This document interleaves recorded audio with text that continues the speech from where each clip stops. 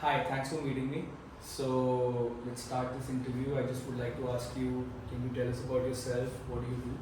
Sure. My name is Shruti. I currently work in sustainability. I work with an MNC and I'm heading their projects on sustainable ways to do business, a little bit of material, and some compliance stuff. Super. So would like to ask you, what were your setbacks when what you had to face in your life, and how did it affect your daily life in that moment of time? Could you share about that? Sure. I mean, I guess I've been brought up in extreme privilege compared to what the national average is. I would say I was given right from the beginning liberty to explore, understand, and choose at every stage in my life, and that was very obvious even when it came to my career. But it was interesting that although it was completely off my volition that I chose to work in sustainability, it wasn't a field or especially the journey and the people that you see along. It's not covered with success, you don't really see Forbes 50 under 50, and nowadays I guess it's a little bit more relevant than what it was before, but climate action and work in climate has not really been given the kind of priority or even looked at as a serious enough job. Always looked at as something people choose in their retirement, or oh, I have done enough damage now, so now I continue to do good and try to offset that. I mean, that's not to say that that's the only forte in which it exists, but I guess you're expected to set your life, you're expected to explore, trying to save the world in your early 20s, but people hope that you move away from it and find something more lucrative, something more sustainable in keeping you able to sustain yourself without having to continue working with NGOs. So that was something I struggled with very early on in my career. I think about 2-3 years into it was sort of like, okay, I did the dance in my early 20s, what next? And nothing really came to me as easily as sustainability did. And sticking to it was, I'd say, my biggest hurdle. And what really helped me was the other people in the community. Sustainability, the space, I feel like, is just a very large global community where you don't even have to know the other person very well. In a matter of 5 seconds, you can sort of read off each other, and somehow everyone always knows what the right thing to say is. It also really helped me that one of my closest friends also got onto the same journey with me. So we sort of became each other's North Stars.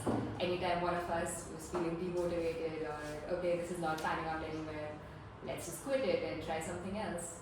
The other one sort of has always kept, one in track. So I guess community, people, support, that's what's kept me going. And what were the views of your family in terms of like you getting into sustainability?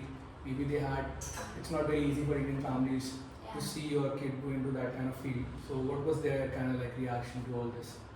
Yeah, I started my journey in sustainability through waste management, so it was sort of one of those things made fun of. Oh, the BBMP guy is your colleague, which he was. I mean, I'm not gonna underplay that role. It was looked at as a hobby. It was looked at as something, acha theek hai, you're figuring it out first couple of years, but by the time I hit 25, 26, there was a very obvious just go do your MBA and get a real job. This is not something that's going to pan out. And I think it takes a lot of validation. It's a continued validation. You do well, you get better jobs, you get paid better, which is a struggle in this field. And I think after 6-7 years, they realize that, acha, this is not just a hobby, maybe this is what she'll do for the rest of her life.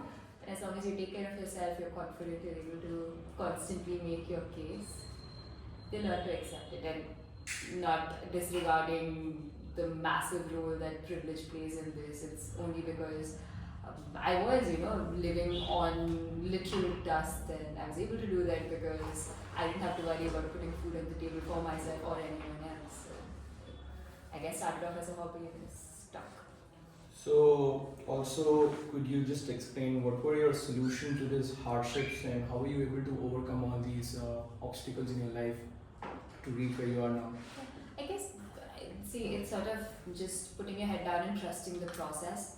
You understand the field, you understand what the gaps, the requirements are, and you just continue doing your job. A lot of this comes from passion, so keeping that passion alive is very important. Understanding why you do this, why not something else. For me, I think those questions are also answered by I don't know anything else, so that sort of kept me here.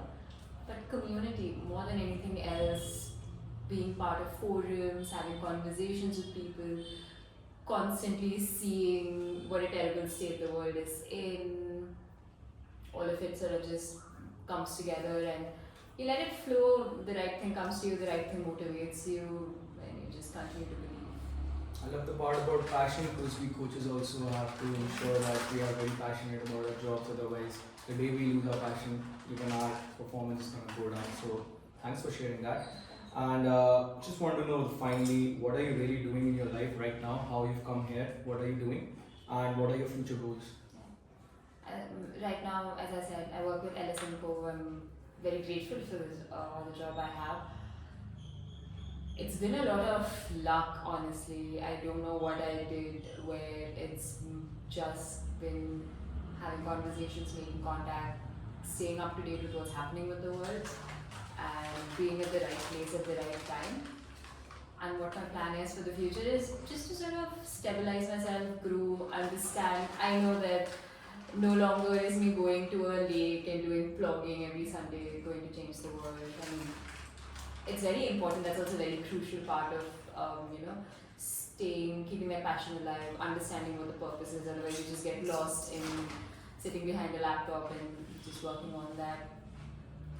So my hope for my future is that I'm able to find a more diverse way to do the kind of work that I want to do. I don't just reduce it down to a formula of try to strategize to this, tell this person to do that and call it a day.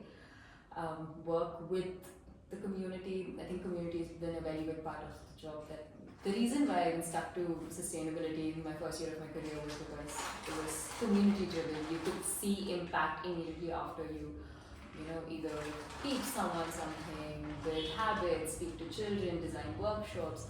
I want to do more of that. I want to learn more technical sustainability. I just have an engineering degree, but there's a lot that you learn on the field. Go back to the field. That's my hope for my future. Definitely. Interesting you spoke about luck. I feel it favors the brave, and you've been like really trying to do it. So you got this through all your hard work.